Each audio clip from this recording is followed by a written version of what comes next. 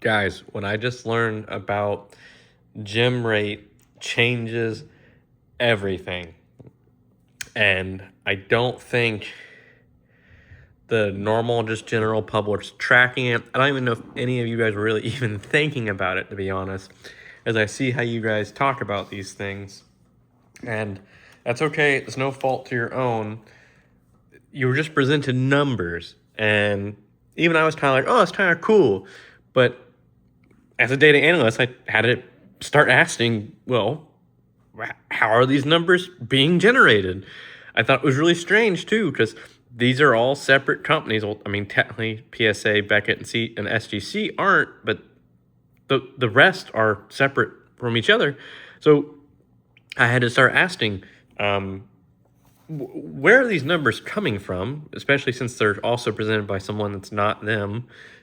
Was there an agreement? And what do these numbers truly represent? And that's the part that's going to be important as to what's going on here. So a little bit of history. GemRate has been actually pulling these numbers for a couple of years now. But that's what I'm getting at with what's so important. And PSYOPs do exist. I've ran PSYOPs before. I do think reason why we've seen these GemRate reports all of a sudden be kind of pushed around in very specific groups is simply the PSYOP that PSA can't be stopped. Look at how many people are submitting with PSA. And this whole GemRate thing has just kind of started to be published in all these groups kind of as soon as the talk of boycotting PSA started going around. And talk of boycotting PSA has kind of gone around for like a year now. And now I think we're actually seeing some movement on it in the past couple of months. And then even more so, why you're seeing these pushed even harder, these papers, this data. And I think, again, and there's so much stuff left out on purpose. Like you're saying, oh, well, there's percentages, pretty percentages and big numbers, la-di-da, and there's a leaderboard. So I don't understand. What do you mean there's data being left out? And I think it's important to note that what the data represents is important.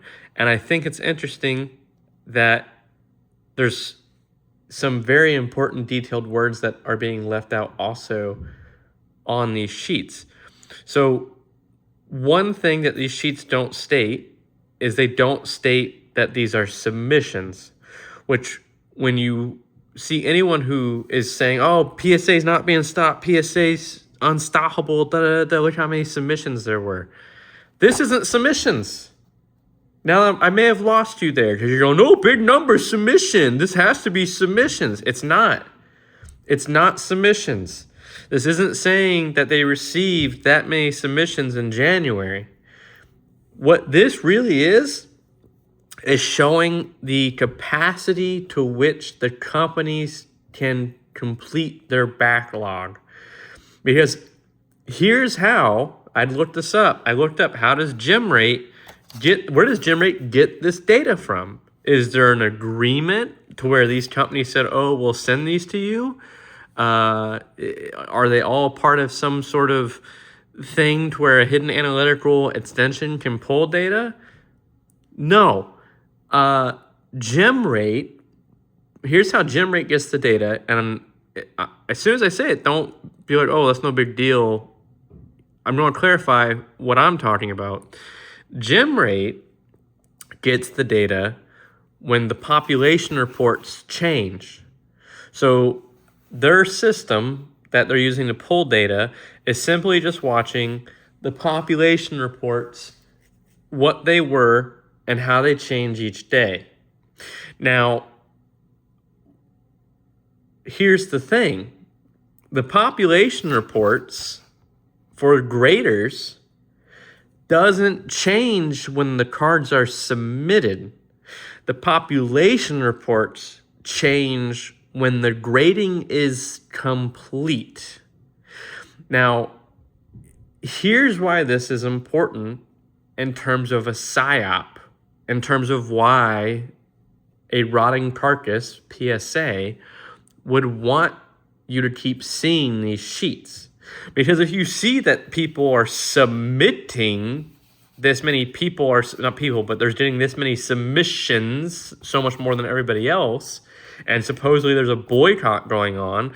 Well, if I were to post this as a psyop, my intent is to, deceive you and make you seem like you're the only sheep in the crowd, black sheep in the crowd, who's saying boycott PSA.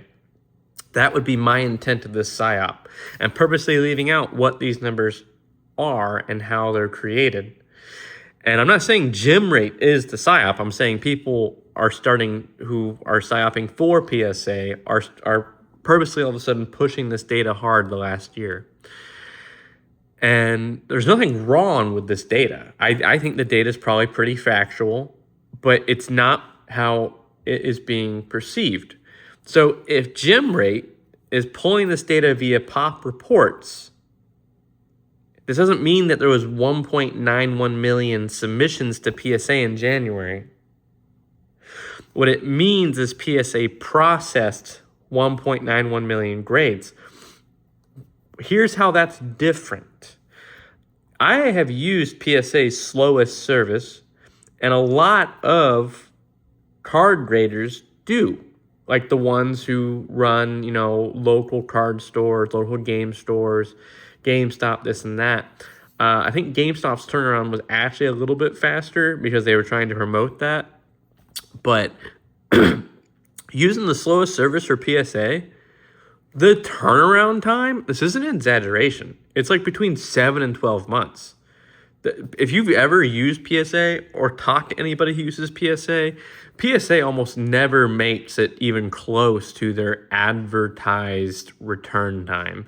Unless you're paying in the service range to where when you pay higher to where it's like a 20-day turnaround, for me, that's the only time I've ever seen them actually get close. I even paid in the past years ago for a 5-day turnaround for a Shadowless Charizard, and they got it back to me in 3 days. So I'm not saying PSA can't hit their numbers in terms of turnaround time, but the pattern that I've seen and other people who have submitted see that they drastically stop the care a lot less once you go into like bulk submission mode with them. And so their bulk submission, I think, used to say or still does say like 90 business days. I'm telling you now that 90 business days turns out to be closer to 7 months to a year. And what I'm getting at is, and sure, not all 1.91 million grades were bulk submission, but we can presume a very large chunk based on volume and cost dollar that for every last grader is going to be their cheapest service is making up the bulk. So let's just say that is 100% the case for everybody. Let's just do that. That means all of these numbers are the backlog of their slowest service. I don't know what each other's slowest service is. I've just done recently a CGC thing for 40 business day turnaround. So I'm waiting to see how that goes. So far, they haven't missed the deadline, but I haven't seen any status updates. But I've done card grading before with other various grading companies, and typically what happens is everything happens at once at the end, and then they show up. But what I'm getting at is these numbers can be basically what the submissions were 7 months to a year ago. Now, I got several sheets, but I think it's important, and it's just the recent year, 2026. So we've got our numbers, and I'll try and keep them all on screen. And so generally, everybody went up from January to February. Ironically, besides the top two, PSA went down, CGC went down. But remember, these numbers don't represent submission change by these months. And just so you can see it, that's February. These don't represent the submission changes. They don't represent the change in people who they chose between January and February. These numbers represent the amount of card submissions these graders could complete from their backlog. Okay? So we see it down, but that down isn't from January to February. That could be from 7 months ago, which would be like June to July is what these numbers, at least for PSA, possibly represent. I don't think CGC has that slow of a service. I don't think anyone else has that slow of a service. Maybe Beckett. I did Beckett. Beckett's pretty slow. I've never used SEC and I haven't used TAG.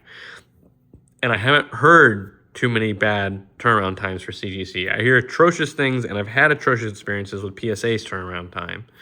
So PSA's submissions from January to February do not represent a change from January to February. They represent how much processing they completed between January and February of their backlog. And I think that's why the numbers are so close. It's not that submissions only changed by 0.05 million. It's that maybe employees were sick here and there were some other days off. And so that represents that change. And then so the next one, and here's why also this printed this way for whatever reason. Here's March. And there'd be less holidays for March. This is the completion of March. There's less holidays in March. So that's why you'd have an uptick. But what's also recently occurred, again, because CGC doesn't have, as far as I'm aware, of a 7-month to 1 year turnaround. So these numbers here between these graders are more active in terms of the change. PSA is a backlog, while these others are backlogs, but they're not nearly as much of a month turnaround. So that's why we have this 3-month change. And then all of a sudden we see this fairly large spike in everybody else. Well, at least in these two. We see a pretty large spike in Beckett all of a sudden. And then we see a pretty large spike in CGC, a significant spike in CGC. And I think what we're seeing in CGC is a lot of the scandals were starting to really come out back to back to back and then still flowing forward, but they were really coming back in January. And what we're seeing is a percentage of change, people changing to CGC. And you might be saying, well, these numbers don't show that because PSA went up. PSA's numbers won't represent a 3-month change. PSA's numbers will represent a 7-month change, which is why I state this is the reason why it's a PSYOP. Because you're going to see this and you're going to go, oh, well, everyone's still submitting with PSA. Therefore, I shouldn't be the only one out. I should also follow the wave. I should follow the trend. But that's not the trend. This is just them finishing up backlog. This tells me there's been a change. Because CGC's slowest service is about that long in terms of business days. And so we're seeing a 150K increase all of a sudden in CGC. Because that's not CGC's max grading capacity. 451K wasn't their max grading capacity. This is showing the actual change in CGC submission over that time period. It means a whole bunch of people submitted in January, and CGC typically has on their slowest service a 2-month turnaround time. And that's why we're seeing the 150K change. PSA has about a 7-month to year turnaround time on their slowest service. That's why there's not really a change between this and this and this. Well, you might be saying, oh, well, that's more than a 150K change, but you're saying that's a 150K change. But it's a 150K change on a larger volume already. So this is showing just you have to take in that metric, your mean, meetings, and modes, and capabilities and flows. And so the percentage is much less. See how between these, it's +3, -1, +33, while this is +4, -3, +16. This is only +16 because it had a -3. If you did it from here to here, it's only like +10, maybe +9. Well, if you did this from here to here, it's still about +30. And again, it's because I believe, just based on how this data is actually pulled, because that is true. If you look that up, GemRate doesn't receive reports daily from the companies for all of the new submission intakes. GemRate only simply counts the changes in total population reports by the graders. So again, This isn't showing that, oh, all of a sudden from this month to this month, 150K more submissions to CGC. What this is showing is the backlog and change in progress. So the only way this would show this to this as submissions would be if all of these were on a shorter timeline and they got submitted here and they completed their submission here, which changed the pop report, which was what GemRate pulls.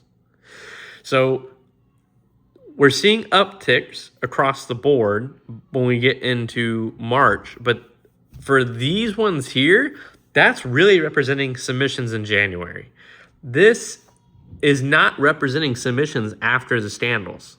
The scandals happened somewhere between December and January, where the scandals really got hot and kept going across the months.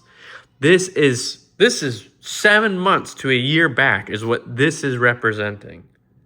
So this could be representing submissions from March of 2025. This isn't showing what's currently happening. I am seeing, when I go to shows, more and more other types of slabs. I mean, of these big five, if you want to call them big five, I see one SGC at the shows. I saw tables of CGC. Beckett sprinkled across every table. PSA's at every table. And Tag is at a table here and there. And that's all just based on percentage and volume. And I think, again, that also comes down to figuring out what works best for the cards you're going to get graded in terms of age and condition. I'm not saying that you can't get value out of PSA. I'm just saying that these numbers are not what you think they are. You can literally look up how GemRate pulls it. And for anyone and everyone who's ever submitted a card knows that the pop report does not change on the day you send it. It doesn't change on the day they receive it. The pop report changes the day the grading is complete. And anyone who's ever used PSA bulk service can tell you that is one of the longest turnaround times, if not the longest turnaround time out of these card grading services by far. I really do believe we're seeing a change, which is why I've been going to CGC. I already saw early signs of it. Plus, again, I'm just fed up with PSA. I want you guys to know that what you're seeing is not the monthly change. You're not seeing people submit more with PSA on these sheets. You're seeing PSA work on their backlog. I know this sounds crazy, and it's not because other people are still submitting with PSA, but I think there's definitely been a large push in the past. And it's going to take a while. But after about 1, 2, 3, just honestly, I think this is where we really started to see some change in January. I think come the August, September pop report, GemRate pull, we're going to see PSA really fall off. Not immediately drop into the hundreds of thousands. But the reason why we're going to see it as a drop off is we're going to continue to see CGC go up each month by 10, 20, 30%. Wow, PSA either stays flat or comes down. And again, the staying flat is not representative of the month-to-month change. The staying flat and the coming down is all from the difference in months. So we'll see it stay flat for quite a while in comparison in terms of volume number to percentage. But CGC, because we're seeing more and more and more submissions and it's pulling backlog from previous months, we'll see CGC's number continue to climb. And this is why I tell people who get into the comments and get so antsy and pissy and don't understand why I said you don't understand metrics. Because you didn't even understand where the data was coming from. And I personally didn't either. I had an assumption. I looked it all up just today, and I was super excited to present this video when I got confirmation on my theory. And that's why I say you need to understand metrics. For every card CGC grades, that's one less card PSA grades. For every card each one of these people grade is one less card PSA grades. So as these go up, if all these go up simultaneously, that's 4 cards less PSA grades. So if these all go up by 100,000 each, that's 400,000 cards that PSA didn't grade. So if it was immediately off this means PSA just like that drops to 1.7 million and all these are up. I mean, the PSA would be at 1.7 million and CGC would be at 700,000. Or if it all went to CGC, if CGC graded 400,000 cards, PSA is down to 1.7 off this, CGC is at 1 million. Now you're only talking a difference of, that's not even 70%. You're getting closer and closer and closer immediately like that. And eventually those lines crisscross. And that's what these numbers represent. You might be saying, again, people who, don't want to wipe the stuff off their chin when they're done with PSA, or when PSA is done with them. But look, because here's what you're going to see. You're going to see people going, oh, look, number go up. And you've completely ignored how the data is gotten. And that changes everything. I am all about data. All about data. If these numbers represented submission change, the only thing I could say is everybody is going up congruently. But these numbers do not represent submission change because all of these things have, all these graders have different submission turnaround times. PSA has the worst turnaround time. This data, at least in terms of PSA, is currently too soon to show if there is a decline in PSA. The only thing the data currently shows, and truly sticking to the data, is it shows that everyone else has gone up because they have shorter turnaround times for submissions. So the data does show that.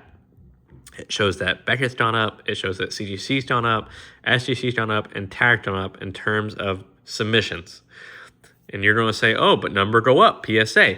But that doesn't show the difference between January and March. For PSA, the difference between January and March is how many grades they completed. That's also true with, for these graders, what they completed. But because they can complete their grading between January to March. So, for example, the data doesn't represent the shift from February to March. The data, more than likely, for these 4 represents the shift from January to March. And for them, the next shift will represent February to April. Now, I probably should have manually compiled April's report, but they're supposedly going to publish the full April report come tomorrow. Maybe I do a second video if the data, again, shows what I'm talking about. Because we should see the shift from here to there. Now, I don't think the shift's going to be drastic because it's going to be some overlap between these months. So it'll probably say like 625K, 650K, 116K, 48K, 48K. But we'll see it in the May, the change between February, just because of how months and submissions and time like that overlaps in terms of grading completion. These represent grading completion. But because these guys can complete grading completion faster than PSA, there's a data change really between here and here. We're seeing data changes here, but that's still, again, just because of the months prior. And we're seeing the grading completions occur. This is months and months and months and months ago. So this doesn't represent the effects on the market that PSA has had happen to them recently. Now, sure, you could probably pull very modern cards and try and analyze and pull data that way against it. Like if a card set like Perfect Order just came out, and you should do the pop report on that against PSA. And if that's showing that it's still extremely high compared to the others, and that is showing a submission rate, but that would also mean that people are paying for very short turnaround times. Because again, that's the unlikely portion because of how large these numbers are. I can't see there being a constant of 2 million, like within a month turnaround time, card submissions with PSA. I think for month turnaround, they charge like something like $60 a card right now. I don't see that happening. I don't see that being the norm. That would mean they get $120 million a month in grading fees. That's unlikely. This changes everything. Take this data going forward, understanding what it means. When someone opens their dumb fucking mouth and tries to tell you, well, GemRate shows this, you don't have to tell them that they're stupid fucking wrong. Just ask them, how does GemRate get the data? And if their answer is not, well, GemRate is pulling submission completion pop report data, which can represent months old submissions that finally got completed, then they don't know what they're talking about. And shit might as well be rolling out off their tongue when they speak. And if they don't understand that, more power to you. Let them continue down the wrong road. Move forward with the future. Beckett 50-50 on SGC. Honestly, I think only really people really should use SGC for sports. I think that's kind of their main dominant thing. Beckett can kind of go both ways. Tag, for the most part, I see is basically all TCG. Tag might take on sports pretty soon. I'm not saying they don't rate it, but I'm saying they might actually take on like that market as well.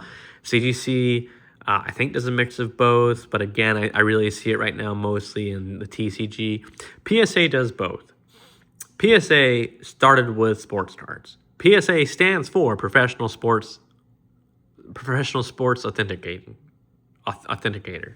So PSA years ago never wanted to touch Pokemon. And if you talk to people who've actually been in the grading space for long enough, they will confirm that for you. The original Pokemon graders is Beckett. They were the ones who originally were the ones about grading Pokemon. And then PSA took them on, and then finally CGC took them on. And that's just because CGC really wasn't grading cards, they were grading comics and other things. And then CGC got into the card space a little late. And we're seeing that catch up. And we're seeing the pullback. The data's showing that. You just have to wait to really see it unfold. But early data right now does show that. That's what this shows. Look, you can grade with whoever you want. But just understand, as far as I'm aware of, the only real scandal CGC had been in, at least in the past couple of years, is they received fake cards from someone who was very high up in Pokemon who said they were real. They didn't receive them directly from them, but that person said they were real, and they graded them as such. And that wasn't in the benefit of CGC, that was in the benefit of the people making the submissions. As far as we're aware of, PSA has purposely been doing low buybacks. They've purposely been giving cards the wrong grade on purpose. They've been inconsistent.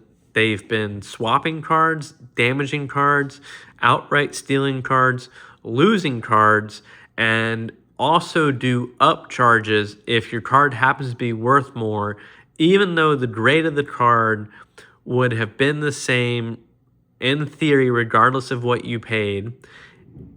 And on top of that, they'll upcharge you. Let's say you pay for the lowest service, which back in the day used to be $20 a card, even lower than that. But let's say you paid $20 a card for the slowest turnaround. So you'll still have to wait for the slowest turnaround, and they'll upcharge you. Let's say the card ends up being a $10,000 card, then they'll upcharge you what they would have required for a $10,000 card, but you won't receive back in that time frame of what it would have paid. If you would have paid the fees for a $10,000 card, you would have received the card back in 2 days. But instead, you received it back in 7 months, and you still got upcharged for that service to be at the same cost equivalent. And the least they could do, if they're going to do that, is credit you the option to do that for a future card, since you just paid for that and didn't receive that turnaround time because you paid for the slower turnaround time and service, because you weren't concerned with that and you didn't want to pay an exorbitant fee because the card was already perfect, and so you didn't need to pay a fee. And then I think there's a couple other scandals. Oh, and yeah, Logan Paul, of course, and the infamous PSA 10 asterisk Illustrator Pikachu card. So, yeah, that's about the measure of scandals. And you do whatever you want with that information.